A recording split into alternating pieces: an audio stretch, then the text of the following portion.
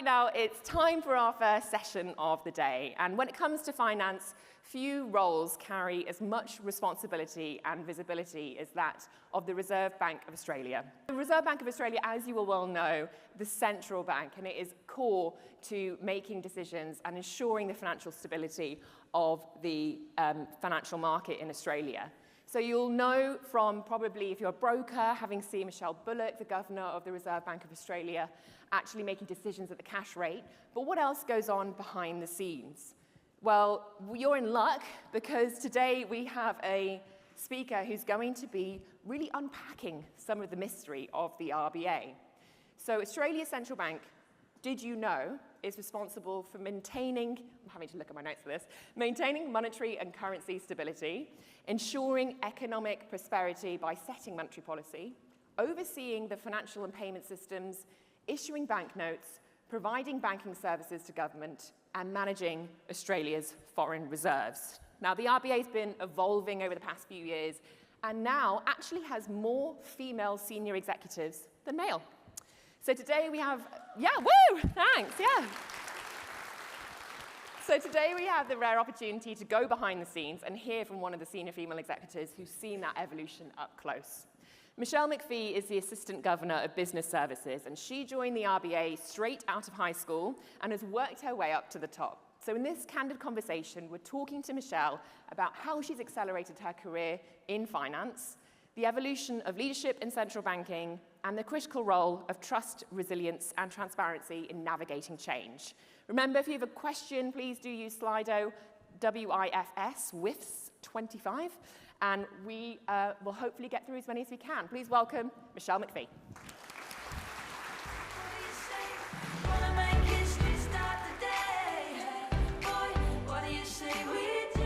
Hello. Hi, Michelle. Hi. Come and join me. Pull up a pew. Thank you so much.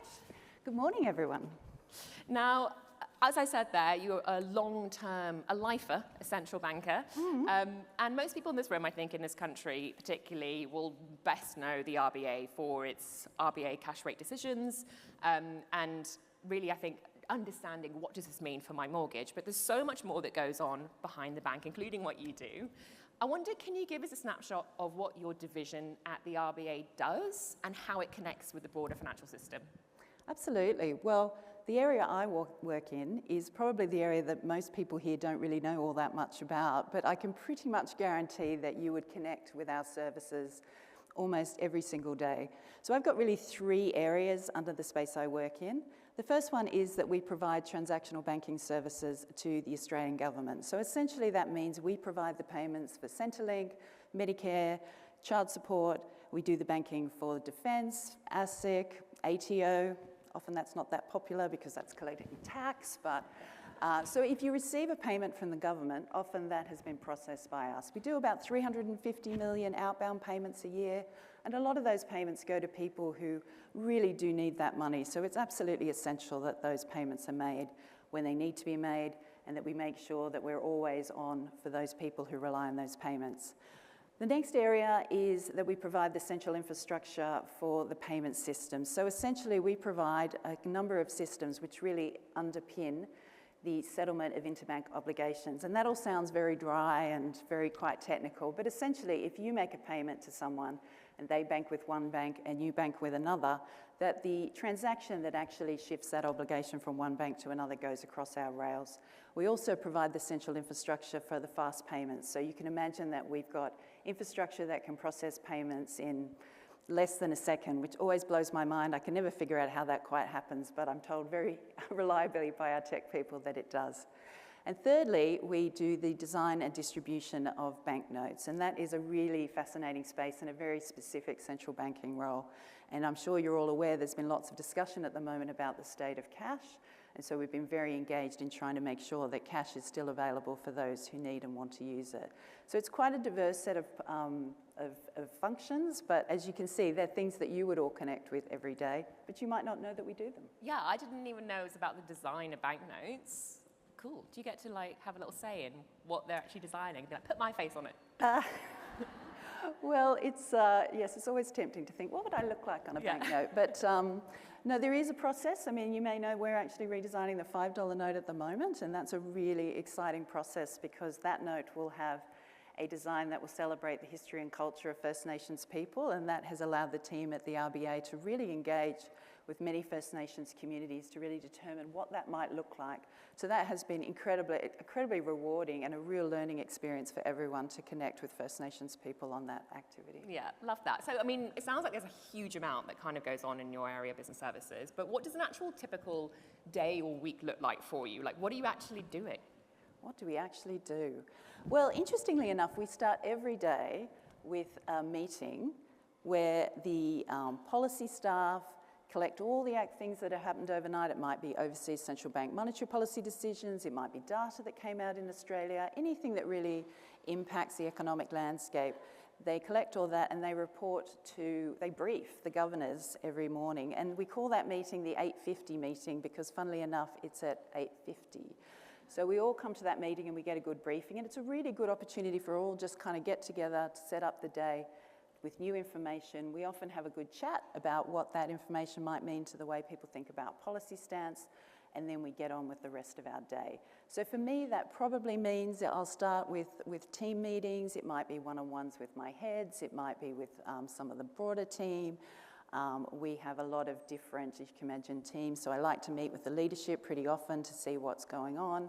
I also like to meet with them to really, it's important for me, I think, to get to know some of my staff. I have over sort of 300 people in my team, so I really want to get to know what they like about their jobs, what they'd like to change, what their pain points are, and how we might help them address those. And then, as you may be aware, the bank's going through an enormous change agenda, and so all of that change needs to be managed well, and we have an enormous amount of different committees, mainly steering committees, some of which I chair, some of which I sit on, to really guide that work and those investments, which could be uplifting capability, it could be evolving our payments capability, it could be helping implement some of the recommendations of the RBA review. And then there's all the roles that we do with my peers to help the governor run the bank. There's risk management responsibilities, there's investment portfolios, there's just the usual executive type work that we do to run a big organisation that has a complex role in the economy. I also have some teams in Canberra. Our client servicing team for our government agency customers is in Canberra, so I might pop down there. We actually do our banknote printing and our R&D on banknotes in Craigieburn in Victoria, so I might have to pop down there. And I guess in addition to all of that, I also am the executive sponsor for the Gender Equity ERG, so I have some responsibilities there. And, you know, I have a few staff that I mentor, and so I might meet regularly with them for coffee to see what's going on in their world. Yeah, super quiet week. So your career began at the RBA straight out of high school, and I think a lot of people are probably thinking, well, how do you even get there? Because that is a major, you know, responsibility. Yes. It's a major role. So can you share a little bit about your journey to what you kind of did to get to where you are today?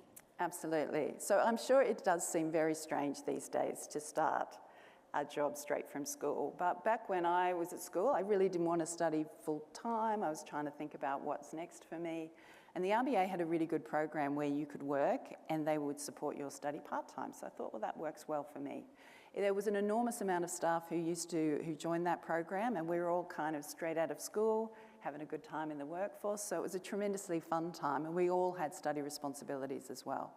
I was lucky enough to get a scholarship from the bank to finish my studies full time. They paid me a salary, and so I got to finish my honours year. And when I finished, I was very fortunate to get what was my dream job in financial markets. So as you mentioned, the bank manages the nation's foreign currency reserves, which is essentially a very large fund manager denominated in various currencies, buying bonds, etc. So I got to work in that space, which I absolutely loved. And I spent about 10 years in financial markets, moving through the different functions, the foreign currency reserves management, as I said, moving into FX dealing. And I also worked in our market operations, which is mainly dealing in our domestic market. Then I decided to take an opportunity to move into risk management, which was, again, at the time, I thought was just a wonderful job. Risk management is such a key business enabler, and it's something that all businesses need to do super well. So it was such a great opportunity to help build out that function and really get involved in a lot of cross-functional work, which I think really adds a lot of interest to your day-to-day when you can look into different parts of an organisation and see what value you can add to help them do their work better. So I did that for a period of time, and then something came completely out of left field. When Philip Lowe was made the governor, he called me in and suggested that I move to the head of banking. Now, I was a bit shocked, it has to be said, because I didn't really know anything about banking, never worked in banking, didn't know the team, but he thought that this was a good opportunity for my professional development. So I had a few chats to people in the organisation that I trusted and had to think about it with my family. And then I thought, yes, I will take the opportunity. As you think, what's the worst that can happen? I'm sure I'll learn a lot doing it. And I haven't looked back. It was a tremendous opportunity to move into banking and payments, which is such an incredibly interesting and evolving space. And that role led me to where I am now. I love that. And I think it's so great to see that people have kind of pushed you a little bit on your way as well, and kind of been like, I think you can do this, and giving you opportunities.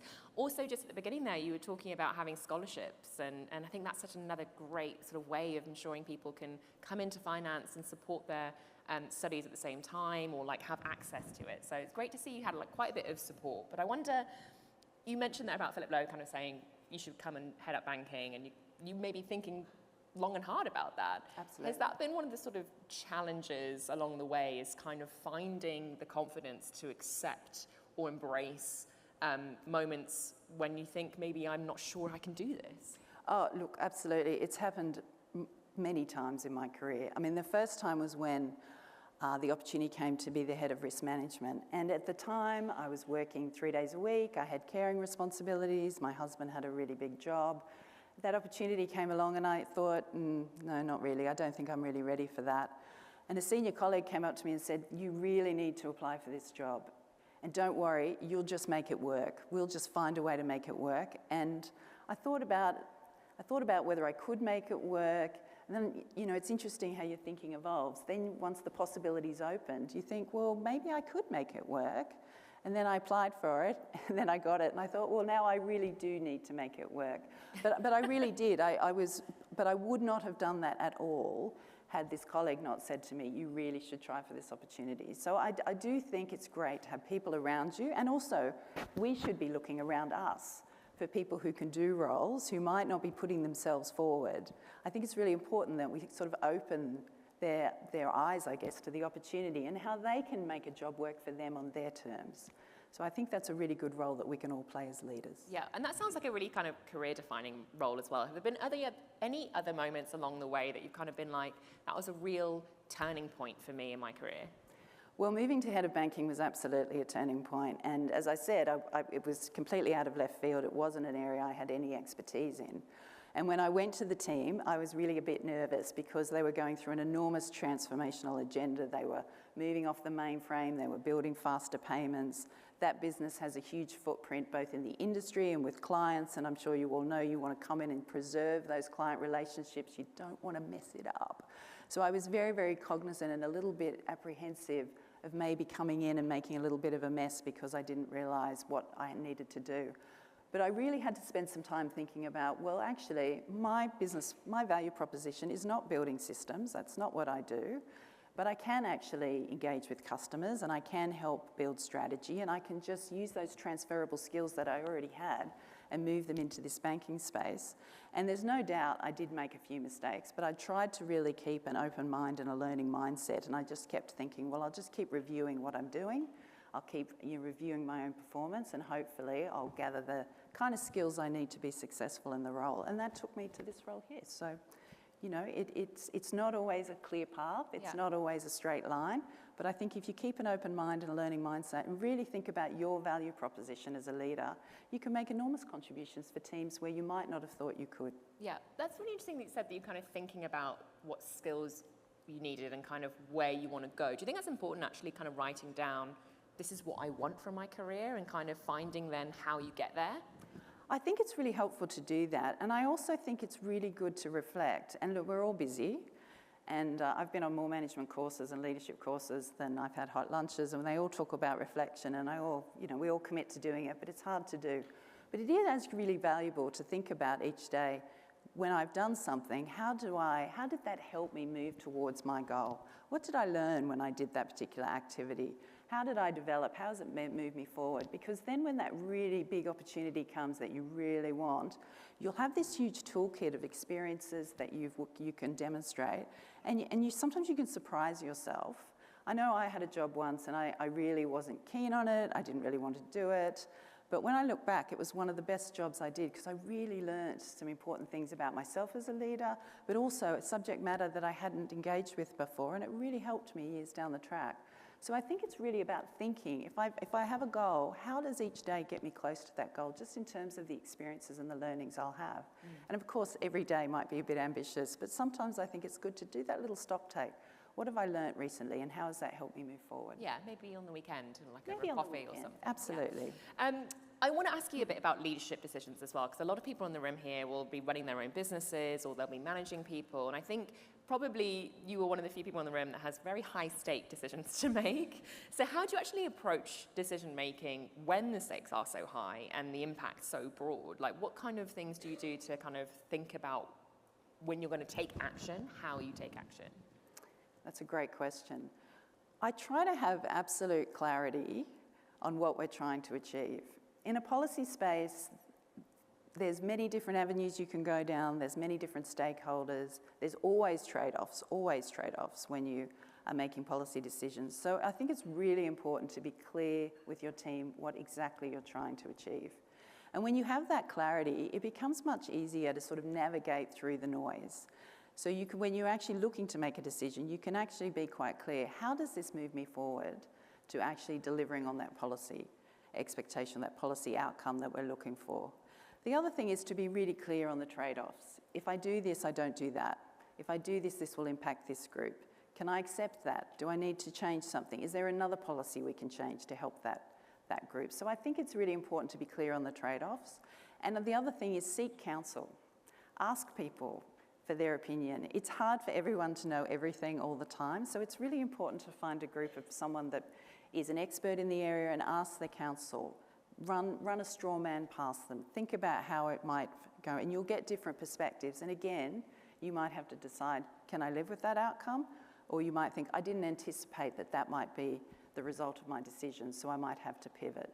But I think being clear on what your outcome and what you're trying to achieve, I mean, it doesn't sound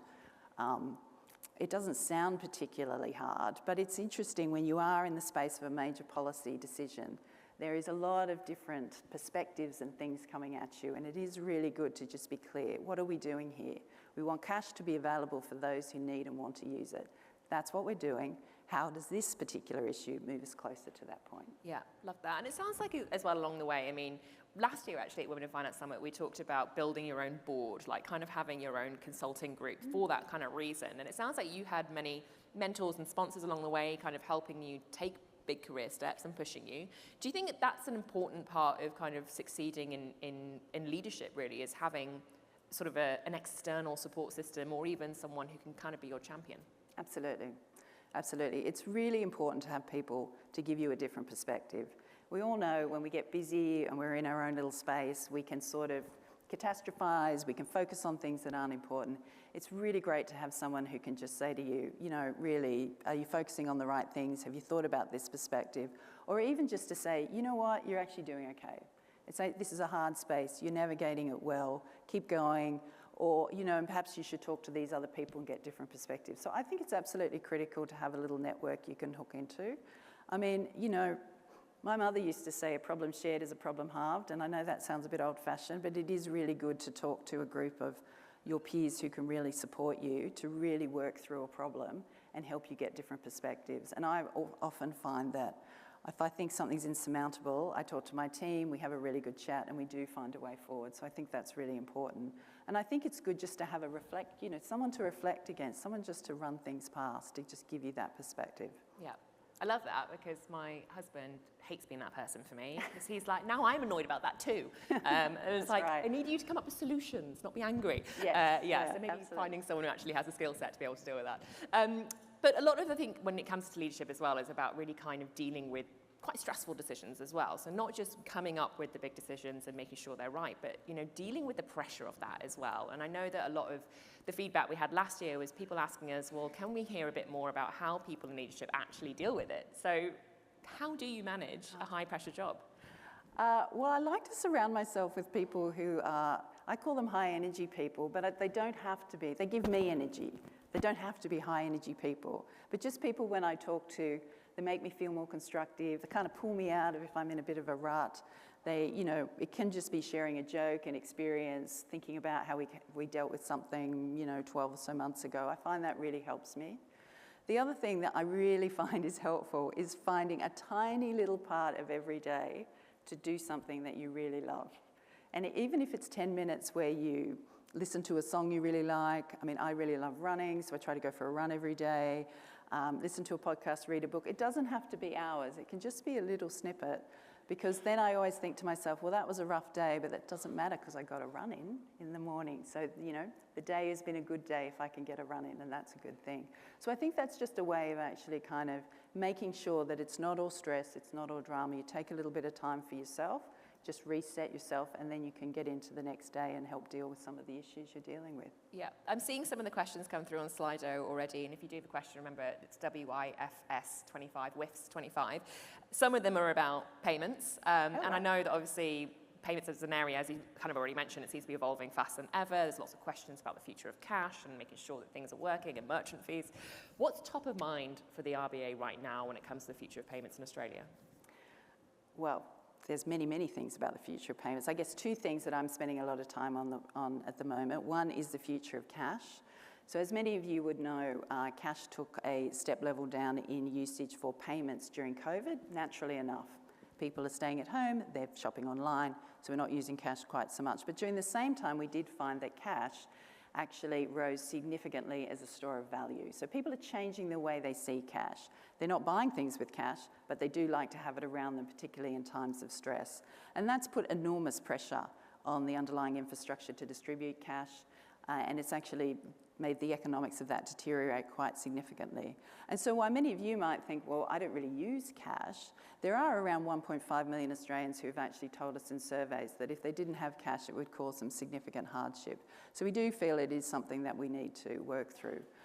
In addition, when we talk to our overseas central banking colleagues, particularly those in nations who have all but gone cashless, a lot of the Scandinavian countries, cash is in very low single digits of usage. They've actually found that it's actually had some unintended consequences. They've found that it actually reduced the resilience of their payment system. I'm sure people are aware that in Spain they had a major power outage. No ATMs are working during that, or no FPOS is working, so cash was the only thing available to buy things with.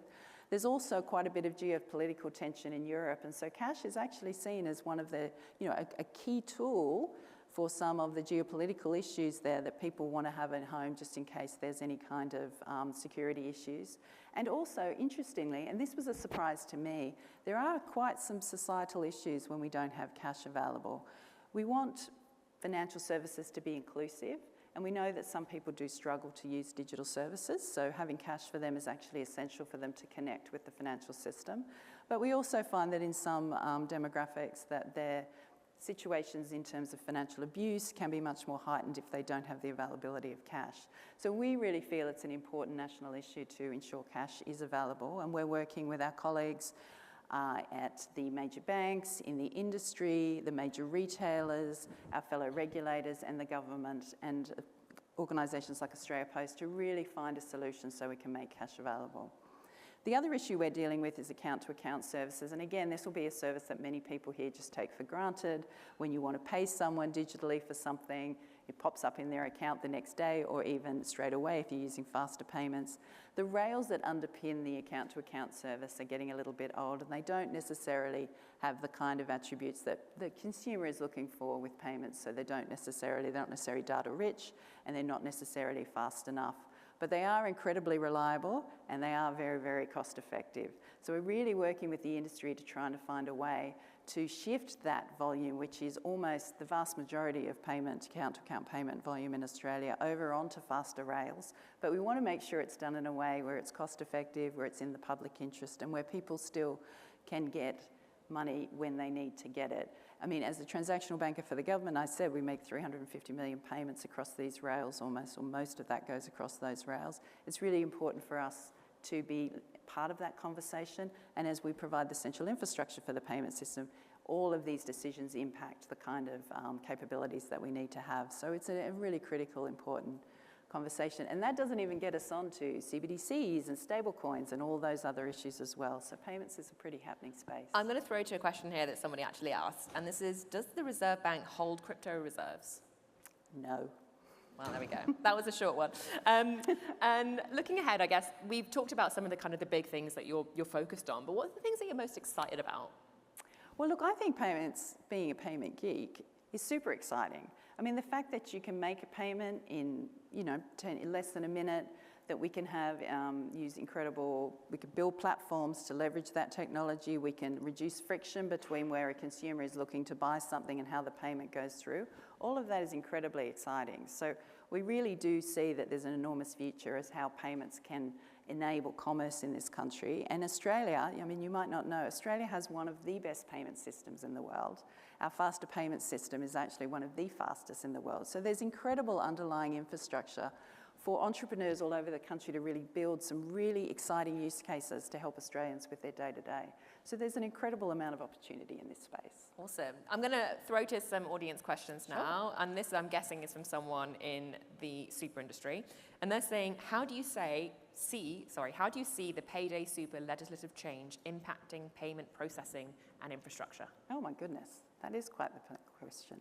I have to say that's not something that we really turn our mind to. That is really something that is for the industry to resolve. And again, we're a key part of the industry, but we don't really see how. But what we do see is all of these things which are actually moving to faster payments and making sure that payments can move through quickly. This is yet another initiative where we're trying to achieve that. So that's just another good initiative to build out resilience and innovation in Australia's payment system.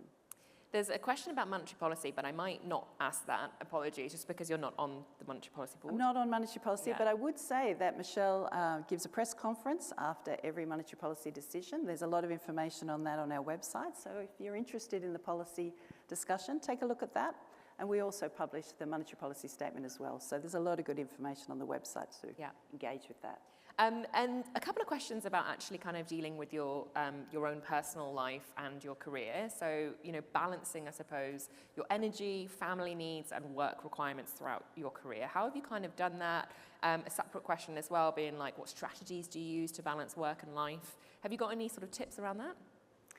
Well, like most people, I kind of do my best and I don't always get it right.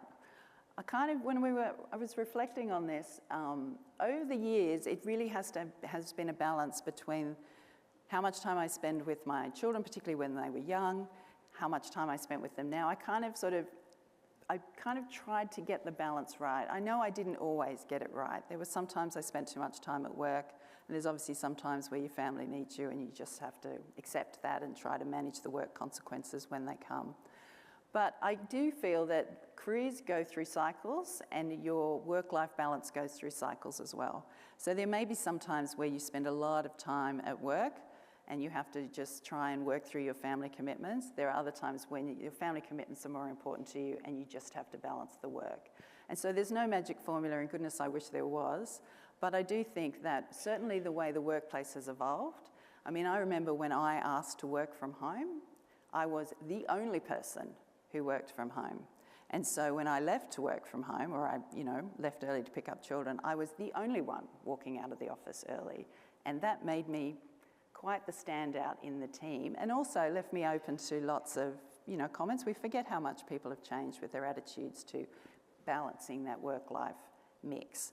But now that people work from home, there's so much more opportunity for women to balance their careers. So it's such a much more enabling environment here. So now if you're working from home, you're probably working from home in a team where everybody has an opportunity to work from home.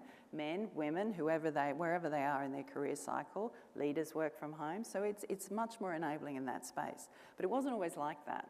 So I do see a lot of really positive change. But I guess it was just hard and we just found our way through. It's really good to have supportive friends who are in the same situation. And oh my goodness, over a glass of wine, we would share all kinds of stories about how we were kind of balancing things. And the crazy things we would do, running from meeting to pick up, smiling very sweetly at the childcare worker because you know you've cut it pretty fine and you're really, really late, but you're going to smile and maybe slip them a box of chocolates so they still liked you after a while. We all went through those kind of cycles, but you know, in the end, you have to find a mix that works for you. You have to make the trade-offs that you can live with. Yeah. But it is possible to balance it. I might ask you a couple of questions. I think you said you were involved with the sort of DEI part of things at the RBA, and there are a couple of questions about gender equality and actually recruitment. So one being from Stacey saying, what are some of the most effective strategies you've seen leaders use to not only recruit and retain, but promote women in finance, especially into senior roles? Absolutely, and this is work that is, I've been very privileged to work with the Gender Equity ERG, and they do some incredible work here. One thing that we really do focus on is the pipeline. And when we think about the pipeline, we think about it quite broadly. We think about it at high school, we think about it at university, and then we think about once we get women in the organisation, how we can give them a good experience and make sure they get a broad range of different skill sets so they can move to those senior roles. One thing that we find in economics is that it's hard to get women into economics.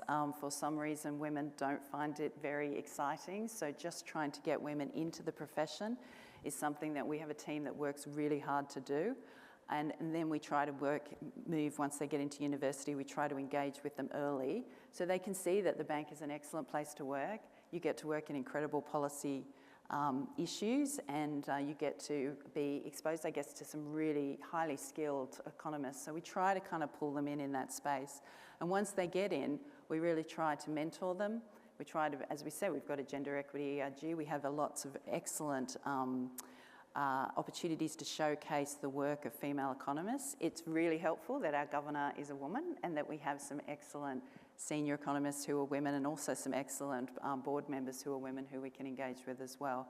But it is something that requires constant work. So you can't assume just because you bring a woman in that that's the job done and now you have a big pipeline. You have to make sure that we nurture them and we make sure that they get those good opportunities so they'll be ready for those leadership roles. Yeah, and someone's sort of saying, how can we better work to close the gap? Is it more about actually how we recruit then, do you think, or is it more about the support? It's both. It's absolutely both. I mean, you can't close a gap if you don't have women in the organisation in the first place. And as I said, sometimes in economics and financial services, we struggle to get women into roles. But once you have them in there, you really have to make sure that you're being very alive to the kind of opportunities they have. We spend a lot of time looking at our data. And I think data is a really enabling thing because once you see the data and you see the gap, you can't close your eyes to it. And then as an executive team, you have to close that gap. So it's important to make sure that you collect the right information so you can make the right decisions. And that's been something we've been working on really hard the last few years. Sorry, there's lots of questions, so I'm trying to speed through them. No problem. When you think about actually over your career, you talked already about Philip Lowe kind of offering you the opportunity. Have there been any women that have really kind of helped support you and uplift you on your career? Absolutely. And when I talked about the colleague, when I was offered the banking role, who I went to speak to ask what I should do, it was actually Michelle Bullock who I went and asked, and she wasn't the governor at the time, she was an assistant governor, but I absolutely trusted her view, and she was very generous in sharing her insights there, so absolutely it was women. I work in my current role, 2 out of 3 of my heads of department are women, you know, we have a very, deputy heads is more mixed, but yeah, we rely very heavily on mentoring those women and bringing them through. And I also feel reverse mentoring is important too, so I actually rely quite heavily on the women in my team to help me from time to time. So yes, absolutely, women have been critical. But I think it's important too, when we think about mentoring, it's important to have women in your space as mentors as well, but it's also important to have men. And I think the more that we talk to men about some of the challenges you may have being a woman in a male-dominated space, the more we can educate men to actually understanding what the problem statement can be. So it's good to have both men and women in your corner when you're trying to move through your career. Yeah, love that. Thank you. And thank you to Kelly for that question. I'm going to ask one more, which I think we'll be talking about quite a bit later today as well, which is how have you maintained your values in a senior role when interacting with other leaders? That is an excellent question.